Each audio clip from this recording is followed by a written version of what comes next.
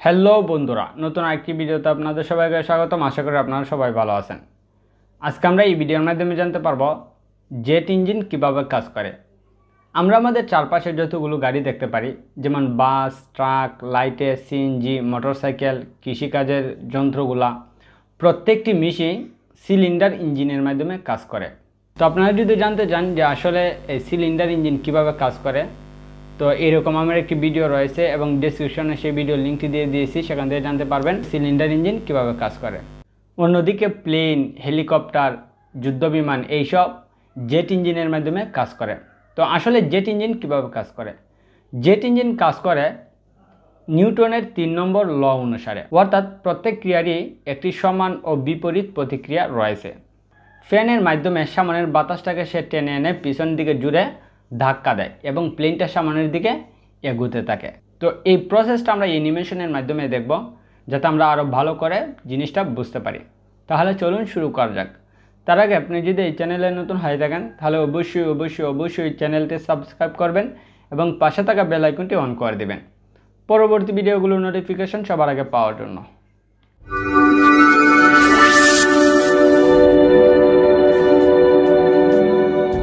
তো এটা হলো প্লেনের ইঞ্জিন। তো এখানে দেখুন যে সামনের দিকের বাতাস সে জুড়ে টেনে নিচ্ছে এবং পিছনের দিকে সে ধাক্কা দিচ্ছে। তো ধাক্কা দেওয়ার কারণে এই প্লেনটা সামনের দিকে এগোতে থাকবে। তো এখন আমরা দেখে আসি যে ইঞ্জিনের ভিতরে কী থাকে। সর্বপ্রথম থাকে একটি বড় একটি ফ্যান। এই ফ্যানটি প্রতিনিয়ত ঘুরতে থাকে। এই ঘোরার কারণে এই সামনের বাতাসটা কিন্তু সে পিছনের দিকে ঠেলে দিচ্ছে। তো ঠেলে দেওয়ার সময় এই বাতাসটা কিন্তু প্রথমে 2 ভাগে বিভক্ত হয়ে যায়। এই বাতাসের কিছু সংখ্যক বাতাস আমাদের এই ইঞ্জিনের ভিতরে প্রবেশ করে, আর কিছু সংখ্যক বাতাস এই বাইপাস অর্থাৎ সরাসরি পিছন দিকে চলে যায়। তো এখানে দেখুন পিছন দিকে যখন আসছিল, এখানে এই রাস্তাটা প্রতিনিয়ত সরু হয়ে যাচ্ছে। তো সরু হওয়ার কারণে এখানে থ্রাস্ট বেশি পাচ্ছে, আর থ্রাস্ট বেশি হওয়ার কারণে এই প্লেনটি খুব স্পিডে সামনের দিকে এগোবে। তো এখন আমরা দেখে আসি যে ইঞ্জিনের ভিতরের অংশটি, যেখানে বাতাসটা প্রবেশ করে। তো আমরা অলরেডি দেখে ফেলেছি যে বাতাস 2 ভাগে বিভক্ত হয়ে যায়। একটা হলো বাইপাস, সরাসরি ইঞ্জিনের ভিতর না প্রবেশ করে চলে যায়, আর কিছু সংখ্যক বাতাস ইঞ্জিনের ভিতরে প্রবেশ করে। তো ইঞ্জিনটা 3 ভাগে বিভক্ত। এই জায়গা থেকে এই জায়গা পর্যন্ত বলা হয় কম্প্রেসর। কম্প্রেসরের কাজ হলো ফ্যান থেকে যে বাতাসটা পায়, সেই বাতাসটাকে সে প্রতিনিয়ত সংকুচন করতে করতে অর্থাৎ এই কম্প্রেসড করতে করতে নিয়ে যাওয়া, এই পিছনের দিকে ইঞ্জিনের পিছনের দিকে নিয়ে যাওয়া। এখানে দেখুন অনেক ব্লেড রয়েছে এবং একটি ব্লেড ঘূর্ণন অবস্থা থাকে, পরের ব্লেডটি স্থির অবস্থায় থাকে। তো কেন একটি ব্লেড ঘূর্ণন অবস্থায়, পরের ব্লেড আবার স্থির অবস্থায়, এটা আমি আলোচনা করব একটু পরেই। তো তারপরের অংশটাই হলো কম্বাস্টন। তো কম্বাস্টন চেম্বারের কাজ হলো যে এই সংকুচিত বাতাসের সাথে ফুয়েলকে মিশ্রিত করা। তারপর কম্বাস্টন চেম্বারে অবস্থিত স্পার্ক প্লাগের মাধ্যমে মিশ্রিত বাতাস এবং ফুয়েলের মধ্যে ফায়ার করা হয়। ফায়ার করার পর এখানে ব্লাস্ট সৃষ্টি হয়। তো ব্লাস্ট সৃষ্টি হওয়ার পর এই বাতাসটা চলে যায় পিছনে, অর্থাৎ এই ব্লাস্টকৃত বাতাসটা খুব জোরে পিছন দিকে চলে যায়। তো যখন পিছন দিকে সে বের হবার চেষ্টা করে, তখনই এখানে রয়েছে আরেকটি সেকশন, সেটার নাম হলো টারবাইন। তো টারবাইনের এই ব্লেডগুলো এমনভাবে সাজানো হয়েছে যে এই থ্রাস্টকৃত অর্থাৎ বিস্ফোরিত বাতাসটা যখন বের হবে, তখন এই ব্লেডগুলোকে সে ঘুরিয়ে বের হতে হবে। অর্থাৎ সে যখন বের হবে তখন এই ব্লেডগুলো আপনি ঘুরতে থাকবে। আর এই টারবাইনের সাথে সরাসরি সংযুক্ত রয়েছে এই ফ্যান এবং কম্বাস্টন চেম্বার। তো যখন টারবাইন ঘুরে তখন ফ্যানও ঘুরে, আর ফ্যান ঘুরলে প্রতিনিয়ত বাতাস কম্প্রেসড হয়ে কম্বাস্টন চেম্বারে যাবে এবং সেখানে ব্লাস্ট হয়ে আবার টারবাইন ঘুরবে এবং টারবাইন ফ্যানটাকে ঘুরাবে। তো প্রথম অন্য একটি ইঞ্জিনের মাধ্যমে এই ফ্যানটাকে ঘুরানো হয়। তারপর যখন এই অপারেশন শুরু হয়ে যায়, তখন এই অন্য মেশিনটি বন্ধ করে দেওয়া হয় এবং প্রতিনিয়ত এই সাইকেলটা চলতে থাকে। তো এখানে দেখুন যে এই কম্বাস্টন চেম্বারের মধ্যে কিন্তু 2টা অংশ রয়েছে এবং এই টারবাইন অংশের মধ্যেও কিন্তু 2টা অংশ রয়েছে, অর্থাৎ এখানে প্রত্যেকটির স্পিড সমান নয়। এখানে দেখুন ফ্যান, সর্বপ্রথম ফ্যান রয়েছে, তারপর লো প্রেশার কম্প্রেসর এবং হাই প্রেশার কম্প্রেসর। এদিকে টারবাইনের মধ্যে রয়েছে হাই প্রেশার টারবাইন, আবার লো প্রেশার টারবাইন।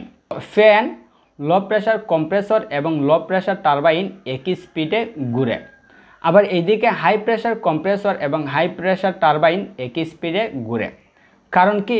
কারণ হলো এই লো প্রেশার কম্প্রেসর এবং লো প্রেশার টারবাইন এবং ফ্যান এই তিনটি জিনিস একই রড দ্বারা সংযুক্ত। আবার অন্যদিকে হাই প্রেশার কম্প্রেসর এবং হাই প্রেশার টারবাইন একই রড দ্বারা সংযুক্ত। অতএব এই হাই প্রেশার টারবাইন যে স্পিডে ঘুরবে হাই প্রেশার কম্প্রেসরে সেম স্পিডে ঘুরবে। অন্যদিকে লো প্রেশার টারবাইন যে স্পিডে ঘুরবে এই লো প্রেশার কম্প্রেসর এবং ফ্যানও সেম টু সেম স্পিডে ঘুরবে। তো একটু পরেই দেখাবো যে হাই প্রেশার কম্প্রেসরের স্পিড কেন বেশি, এটা নিয়ে আমরা আলোচনা করব। তো এই দুইটি জিনিস কিন্তু এখানে বেয়ারিংয়ের মাধ্যমে সংযুক্ত থাকে, সেজন্য এর স্পিড এবং এর স্পিড ভিন্ন হওয়া সত্ত্বেও কোনো প্রবলেম হয় না। তো এখন দেখুন এখানে একটি ব্লেড কিন্তু ঘূর্ণন অবস্থায়, পরের ব্লেডটি আবার স্থির অবস্থায়। এর কারণ কি? এর কারণ হলো বাতাসের দিককে পরিবর্তন করে দেওয়া। অর্থাৎ বাতাস যে দিকে যাচ্ছে এর দিকটাকে একটু পরিবর্তন করার ফলে এই যে ব্লেডটা ঘুরতেছে তার স্পিডটা যেন আরও বেশি বৃদ্ধি পায়। অর্থাৎ বাতাসের সম্পূর্ণ শক্তিটা যেন এই ঘূর্ণন অবস্থায় কাজ হয়। তো যে ব্লেডটি ঘুরতেছে তাকে বলা হয় রোটর ব্লেড এবং যে ব্লেডটি স্থির রয়েছে তাকে বলা হয় স্টেটর ব্লেড। এবং একটি রোটর ব্লেড এবং একটি স্টেটর ব্লেডকে মিলিয়ে বলা হয় একটি স্টেজ। তো রোটর ব্লেড ডাম্পের সাথে সরাসরি সংযুক্ত রয়েছে এবং এই স্টেটর ব্লেড উপরের ইঞ্জিনের কেসের সাথে সংযুক্ত রয়েছে সরাসরি। তো এখানে আমরা দেখতে পারবো যে কেন এই স্থির ব্লেডগুলো দেওয়া হয়েছে। তো স্থির ব্লেডগুলার শেপটা দেখুন এখানে। তো যখন বাতাসটা এদিকে আসার পর এই শেপের কাছে কিন্তু একটা বাতাসটা ধাক্কা খায়। তো ধাক্কা খাওয়ার কারণে বাতাসটা এইদিকে সরাসরি মুভ হতে থাকে। তো এদিকে যখন মুভ হয় তখন এইদিকে আরেকটি ব্লেডের শেপটা দেখুন একটু এইদিকে বাঁকা। তার ফলে হয় কি এখানে প্রচুর পরিমাণ বাতাসটা একসাথে সংযুক্ত হয়ে এই দিকে গিয়ে জুড়ে ধাক্কা দেয় পরের ব্লেডটাকে। তো পরের ব্লেডের এই শেপটাও দেখুন এখানে কিন্তু দেখুন যে অনেক বড় এই দিকে বাঁকানো রয়েছে। তো বাঁকানো থাকার কারণে এই দিকের বাতাসটা সরাসরি এখানে গিয়ে ধাক্কা খায়। তো ধাক্কা খাওয়ার পর এই ব্লেডটি সরাসরি সে প্রচুর জুড়ে ঘুরতে থাকে। আর এইদিকে যত গিয়েছে তত দেখুন এটা বাঁকানো অবস্থায় রয়েছে। অর্থাৎ আমাদের বাতাসটা পরিপূর্ণ এটাতে গিয়ে ধাক্কা খায় এবং এটা খুব জোরে স্পিডে ঘুরতে থাকে। অর্থাৎ আমরা বুঝতে পারলাম যে এই স্থির ব্লেডগুলোর কাজ হলো যে বাতাসের দিককে পরিবর্তন করা যেন পরবর্তী ব্লেডটির সরাসরি গিয়ে ধাক্কা খায় এবং এই ব্লেডটি খুব স্পিডে ঘুরতে থাকে।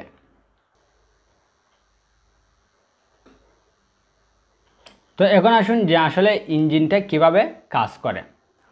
তো দেখুন এই ফ্যানটা যখন ঘুরতেছে প্রথম তো অন্য একটি ইঞ্জিনের মাধ্যমে ফ্যানটাকে ঘুরানো হয়। তো ফ্যান যেহেতু ঘুরতেছে সেহেতু সামনের বাতাস সে টেনে পিছন দিকে নিচ্ছে।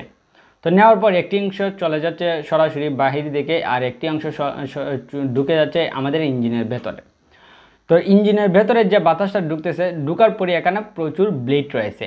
এই ব্লেডগুলা এটাকে কম্প্রেসড এই বাতাসটাকে প্রতিনিয়ত ইঞ্জিনের ভিতরে প্রবেশ করায়। তো যখন এই ইঞ্জিনের ভিতরে প্রবেশ করাচ্ছে তখন এখানে দেখুন যে এটা হলো লো প্রেশার কম্প্রেসর, তারপরে হলো হাই প্রেশার কম্প্রেসর। তো লো প্রেশার কম্প্রেসরের জায়গাটা দেখুন অনেক বড়, অতএব এই যার মধ্যে প্রেশারটা কম। এবং হাই প্রেশার কম্প্রেসরের জায়গাটা দেখুন অনেক ছোট, অর্থাৎ সরু অবস্থায় রয়েছে, সেহেতু এখানে প্রেশারটা অনেক বেশি। অন্যদিকে এই হাই প্রেশার কম্প্রেসরের ব্লেডগুলো অনেক কাছাকাছি, যার কারণে এখানে বাতাসের কম্প্রেসটা স্বাভাবিকভাবেই বেশি হবে, সংকুচিত বেশি হবে। এবং তার পাশাপাশি এই হাই প্রেশারের কম্প্রেসরের স্পিড লো প্রেশারের কম্প্রেসরের স্পিড থেকে অনেক বেশি। তো সেহেতু যখন এই বাতাসটা লো প্রেশার কম্প্রেসর থেকে হাই প্রেশার কম্প্রেসরের দিকে যায় তখন এই বাতাসটা প্রচুর সংকুচিত হয়ে যায় এবং এখানে প্রায় 400 ডিগ্রি সেলসিয়াসের মতন বাতাসটা গরম হয়ে যায়। তো এই অত্যাধিক প্রেশারকৃত বাতাসটি যখন এই কম্বাস্টন চেম্বারে ঢুকে, তো কম্বাস্টন চেম্বারে ঢোকার পর এখানে ফুয়েল ইনজেকশন রয়েছে, যাকে আবার নজলও বলা হয়। এই নজলের কাজ হলো এই সংকুচিত বাতাসের সাথে ফুয়েলকে মিশ্রিত করা। তো মিশ্রিত করার পর এখানে স্পার্ক প্লাগের মাধ্যমে এখানে ব্লাস্ট সৃষ্টি করা হয়। তো তো স্পার্ক প্লাগ কি? স্পার্ক প্লাগ আমরা সবাই জানি যে মোটরসাইকেলে দেখবেন যে একটা লক মোটরসাইকেলে গিয়ে প্রবেশ করে, যাকে বলা হয় স্পার্ক প্লাগ। তো এটাকে যদি আমরা বের করে ফেলি, করার পরে যদি আমরা স্টার্ট দিই, দেখবো এখানে এই বিদ্যুতের একটা ফুলকণি দেয়। এটা হলো হাই ভোল্টেজের একটা বিদ্যুতের ফুলকণি, যেন এখানে ব্লাস্ট সৃষ্টি করা হয়। তো এখানে দেখুন বাতাসটা খুব কম্প্রেসড অবস্থায় রয়েছে এবং খুব উত্তপ্ত অবস্থায় রয়েছে। আবার এখানে এই ফুয়েল মিশ্রিত করা হয়েছে। তো এই অবস্থায় যখন এই স্পার্ক প্লাগে এখানে ফায়ার করার পরপরই এখানে ব্লাস্ট সৃষ্টি হয়ে যায়, অর্থাৎ এখানে প্রচুর জোরে একটা বিস্ফোরণ সৃষ্টি হয়। তো বিস্ফোরণ সৃষ্টি হওয়ার ফলে এখানে প্রচুর গ্যাস উৎপন্ন হয়। তো এই গ্যাসটা যেহেতু এই সামনের দিকে আর যেতে পারবে না, কারণ এখানে প্রচুর ব্লেড রয়েছে, এই ব্লেডগুলাই এটাকে পিছনের দিকে নিয়ে এসেছে। তো যেহেতু এটা আর সামনের দিকে যেতে পারবে না, এটা খুব স্পিডে এই পিছন দিকে বের হওয়ার চেষ্টা করে। তো যখনই বের হবে তখনই দেখুন এখানে টারবাইনের ফ্যানগুলো রয়েছে, অর্থাৎ টারবাইনের ব্লেডগুলো রয়েছে। তো টারবাইনের এখানে দুইটা অপশন, একটা হলো হাই প্রেশার টারবাইন, একটা হলো লো প্রেশার টারবাইন। তো টারবাইনগুলোকে এমনভাবে সাজানো হয়েছে যে যদি এই বাতাসটা বের হতে চায় তাহলে এই ফ্যানগুলোকে ঘুরিয়ে বের হতে হবে।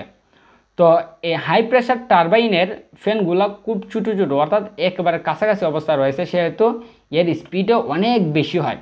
আর যেহেতু হাই প্রেশার টারবাইনের সাথে হাই প্রেশার কম্প্রেসর সরাসরি সংযুক্ত, সেহেতু হাই প্রেশার টারবাইনের স্পিড এবং হাই প্রেশার কম্প্রেসরের স্পিড সমান। তো এই বাতাসটা তারপর চলে আসে লো প্রেশার টারবাইনে। তো লো প্রেশার টারবাইনকে সে ঘুরিয়ে খুব স্পিডে খুব প্রেশারের সাথে বের হয়ে আসে। তো যখন বের হয়ে আসে তখন আমাদের প্লেনটা সামনের দিকে এগোতে থাকে।